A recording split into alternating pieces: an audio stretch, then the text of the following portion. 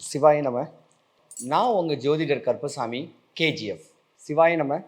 2025 12 ராசிகளுக்கும் உள்ள பலன்கள் பலவீனங்கள். பொதுவாகவே 2025 சித்திர மாதம்தான் தமிழ் வருஷப்பிறப்பு. அந்த சித்திர மாதம் தமிழ் வருஷப்பிறப்பை வச்சு தான் 12 ராசிகளுக்கும் உண்டான பலன்கள் பலவீனங்களை பொறுமையாக தெளிவாக கனிவாக சொல்ல முடியும்.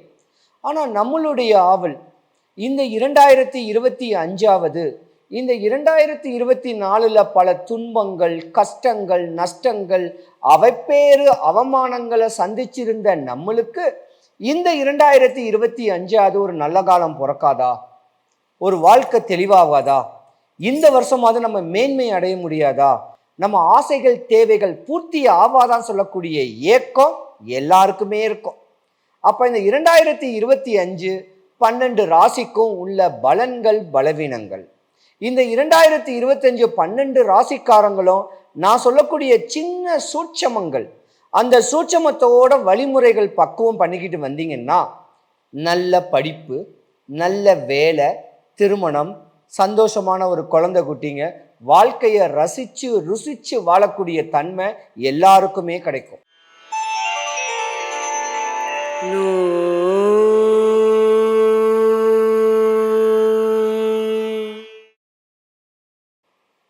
12 ராசிகளுக்கும் உள்ள பலன்கள் பலவீனங்கள்.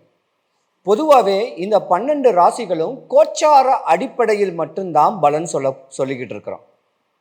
கோச்சாரன்னா கிரகங்களுடைய அசைவு, மாதம் மாதம் நடக்கக்கூடிய கிரக அசைவு, வருஷம் நடக்கக்கூடிய கிரக அசைவை வச்சு தான் 12 ராசிகளுக்கு உண்டான பலன்கள் சொல்லிக்கிட்டு இருக்கு. இதுவே ஒரு 60% பலன் கொடுக்கும். மீதி 40% துல்லியமாக சொல்லணும்னா உங்கள் பேர், வயசு, பிறந்த டேட்டு, மந்த்து, இயரு, டைமு, எந்த ஊரில் பிறந்தீங்கன்னு சொன்னால் துல்லியமாக பதில் சொல்லலாம். ஜாதகமே இல்லைன்னு சொல்கிறவங்க உங்கள் பேரை சொல்லி நடக்கிற நேரம், அதாவது என்ன நேரத்தில் நீங்கள் கேள்வி கேட்குறீங்களோ அதை சோழி போட்டு குண்டலினியாக எடுத்து சோழி உளுந்த இடத்த லக்னமாக வச்சு ராசியை வச்சு கூட பலன் சொல்லலாம். இப்போ 12 ராசிகளுக்குள்ள பலன்கள் பலவீனங்கள். மேச ராசி எப்பயுமே நம்பர் 1 ராசின்னு சொல்லலாம்.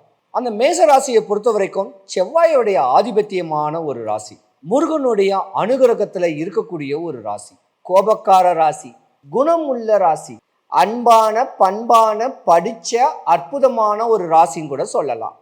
படிக்காத மேதைகளும் இந்த ராசியில் இருப்பாங்க. மேச ராசியில் கணிசமான படிப்பு படிக்கக்கூடியவங்களும் இருப்பாங்க.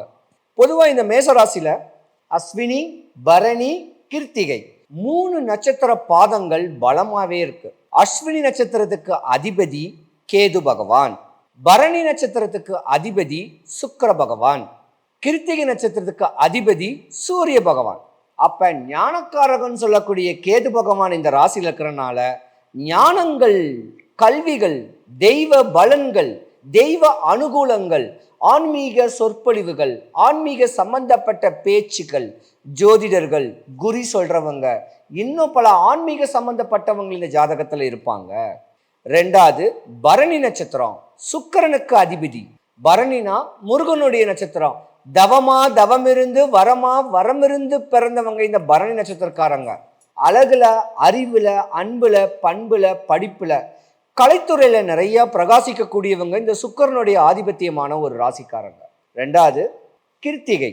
3வது இந்த கிருத்திகை கேட்குறது சூரியனுடைய நட்சத்திரம். அப்ப செவ்வாய் கூட சூரிய பகவான் நட்சத்திரம் கலந்துருக்கிறனால நீங்க தான் அரசியல்ல பிரவேசமாகக்கூடிய ஜாதகம்.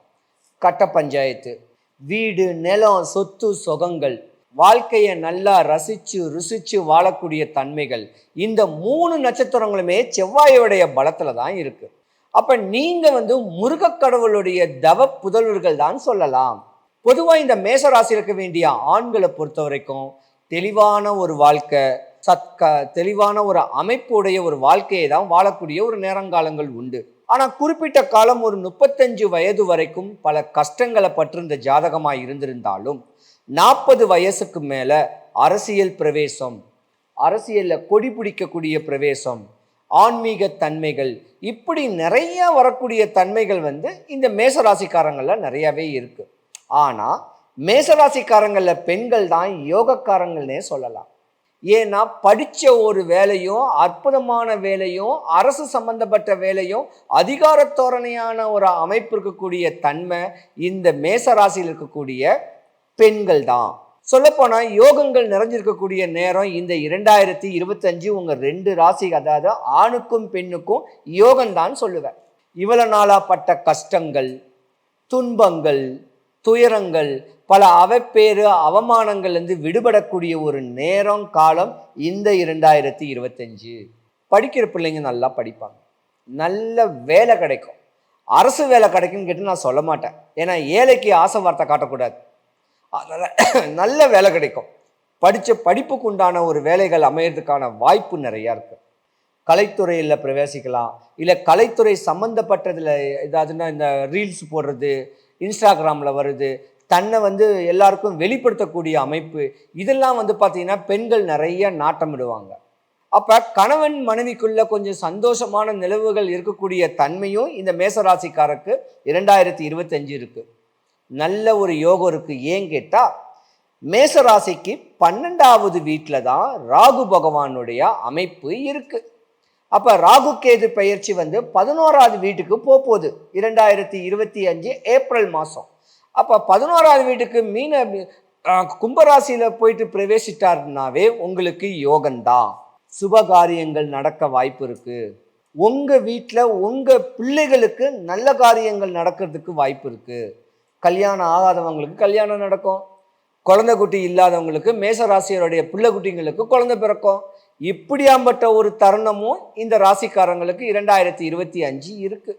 நீங்கள் வழிபடக்கூடிய தெய்வம், சென்னை வாசிகளாக இருந்தீங்கன்னா செவ்வாய்க்கிழமை, கிருத்திகை, பரணி, இப்படி ஒரு 3 நாட்களில் வடபழனி முருகன் கோயிலில் போயிட்டு நல்லா சாமிக்கு ஒரு மாலை, ஒரு அர்ச்சனை பண்ணிட்டு, சாமி கும்பிட்றதுக்கு முன்னாடியே கோயில் வாசகளில் யாசகம் எடுத்துக்கிட்டு இருப்பாங்க.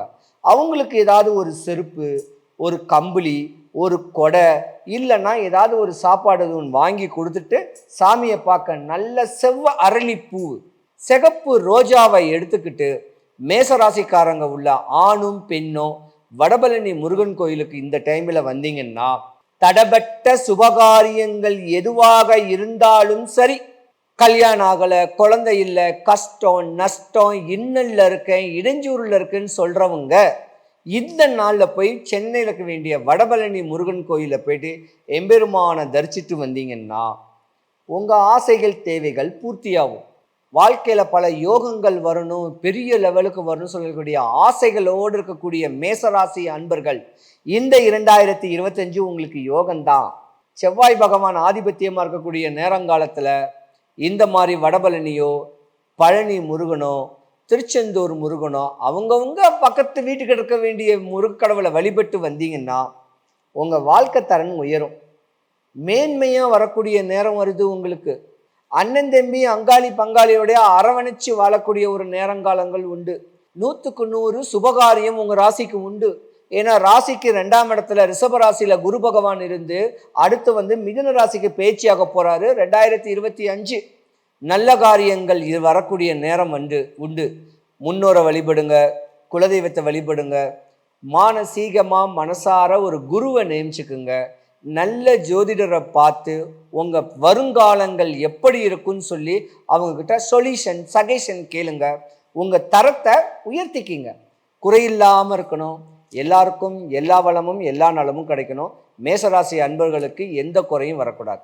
சூட்சமம் மட்டும் சொல்கிறேன், நல்லா தெளிவாக கேட்டுக்குங்க. இந்த 12 ராசிக்காரங்களுமே காலையில் 6 மணிக்கெல்லாம் எந்திரிச்சிருங்க. எந்திரிச்சு நம்ம வெளியே இருக்க வேண்டிய வெயில், அல்ட்ரா வயலட் கதிர்வீச்சு, புற ஊதா கதிர், நம்ம ரேடியேஷன் நம்ம தலைமையில படணும். அப்படியே வெளியே நடந்து அந்த புற ஊதா கதிர் நம்ம மேலே பட்டுச்சுன்னா பாடி ஆக்டிவேட் ஆகிடும். இப்படி நம்ம தெளிவான அமைப்புங்களை பக்குவம் பண்ணிக்கிட்டு வீட்டு வாசல் இருக்க வேண்டிய கோயில்களை தலைவணங்கிட்டு அவங்கவுங்களுடைய குலதெய்வத்தை படி அவங்கவுங்க தெய்வத்தை வழிபட்டுக்கிட்டு வேலையை ப்ரிப்பேர் பண்ணிங்கன்னா நீங்கள் ஜோசியம் பார்க்கணுன்னு அவசியம் கிடையாது, ஹாஸ்பிட்டலுக்கு போகணுன்னு அவசியம் கிடையாது. உங்கள் ஆசைகள் தேவைகள் பூர்த்தியாகும். சிவாய நம. பொதுவாக என்ன நீங்கள் பார்க்கணுன்னா, வடபழனி முருகன் கோயில் வாசலில் இருப்பேன் குளத்தாண்ட, இல்லை கோயம்பேட்டில் குறுங்காலீஸ்வரர் சிவன் கோவிலில் இருப்பேன், இல்லை மாடம்பாக்கம் தேனுபுரீஸ்வரர் சிவன் கோவிலில் இருப்பேன். இந்த ஒரு வாரத்துக்கு 3 நாளாக ஸ்பிளிட் பண்ணி ருத்ராட்சங்கள் கொடுத்துக்கிட்டு இருப்பேன். அந்த ஒரு ருத்ராட்சமும் ஒரு விபூதியும் ஒரு கயிறும் வாங்கினீங்கனாவே நீங்கள் ஏன் வந்தீங்க, எதுக்கு வந்தீங்களோ அந்த காரியம் எல்லாம் சக்ஸஸ் ஆகும். ஜோசியம் பார்க்கறது 2வது விஷயம். உங்கள் ஆசைகள் தேவைகள்லாம் பூர்த்தி ஆகும். சிவாய நம.